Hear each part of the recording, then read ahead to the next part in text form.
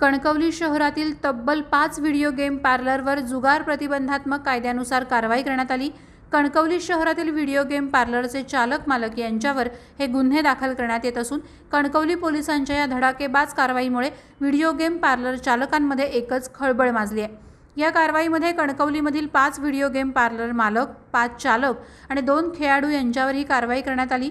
याबाबतचा गुन्हा दाखल करण्याची प्रक्रिया सुरू करण्यात आली असून यात 40,000 रुपयांची रोख रक्कम आणि 44 व्हिडिओ गेमच्या मशीन जप्त करण्यात आल्या। कणकवली पोलिसांच्या या कारवाईमुळे जिल्ह्यात खळबळ उडाली आहे। व्हिडिओ गेम पार्लरवर त्यापूर्वी कारवाईची अनेकदा मागणी करण्यात आली होती। व्हिडिओ गेम पार्लरमध्ये अनेक जणांचे पैसे यामध्ये गेल्याने अनेक जण देशोधडीला लागले होते। या पार्श्वभूमीवर कणकवली पोलिसांच्या या कारवाईचे कणकवलीकरांमधून स्वागत केले जात आहे। पोलीस निरीक्षक अमित यादव यांच्या मार्गदर्शनाखाली पोलीस उपनिरीक्षक राजकुमार मुंढे, पोलीस उपनिरीक्षक शेगडे, पोलीस नाईक रुपेश गुरव, पोलीस कॉन्स्टेबल किरण मेथे, सुशांत कोलते, सागर जाधव, रणजित दबडे, राज आगाव, रघुनाथ जांभळे, विनोद चव्हाण आदींच्या पथकाने ही कारवाई केली आहे। प्रहार डिजिटल ब्युरो, कणकवली।